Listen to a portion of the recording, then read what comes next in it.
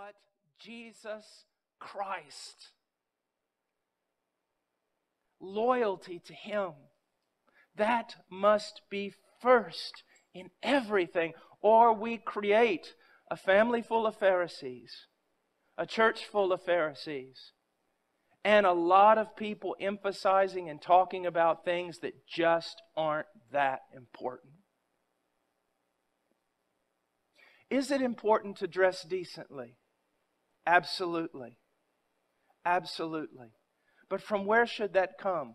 We should have the wisdom of Scripture to guard us in this, because we live in a culture that doesn't even know how to spell the word decency or modesty. But it flows from the fact of what? That Christ died for me. Do we want young men to act like young men and young ladies to act like young ladies? And do we go to the Scriptures in order to discover what that's like?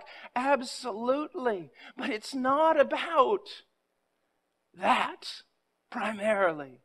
It's about Jesus Christ and His gospel. And that's what Paul is getting at here for all of us, is let's not ever be distracted from what is the corpus, what is the main, what is the core, what is the foundation of our Christian life.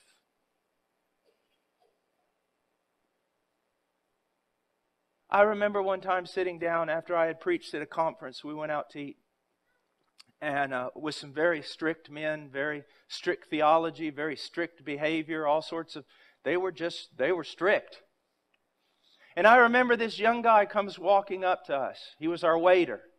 And I mean, he had more bracelets on than my wife has ever even owned. He had blonde hair with flippy little things and all sorts of weird glasses on. And I mean, he was something. All right? He saw my Bible. And he walks up, he's got our water, and he walks up and he sees my Bible. And he goes, dude, you got a Bible. I go, yeah, I do. He goes, cool. He goes, I got one of them.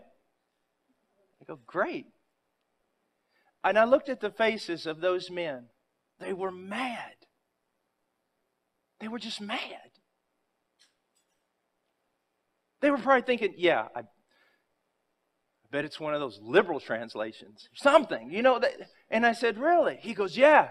He goes, I was seeking and I was seeking and I was seeking and I was seeking for God, and I found Him. And I saw those theologians just going, I could just see them. I could just see their wheels are turning. You weren't seeking for God. No man seeks for God. I go, really? You seeking for Him? Yeah. You found Him? Yeah. Good news. And he starts telling me all this stuff, kind of a little bit more than you'd want to know, about his past life and everything else. And he walks away to get our meal. And I looked back at those men and I said, you know what? It's better to have it and not know what to call it than to know what to call it and not have it. God's done something in that young man's life.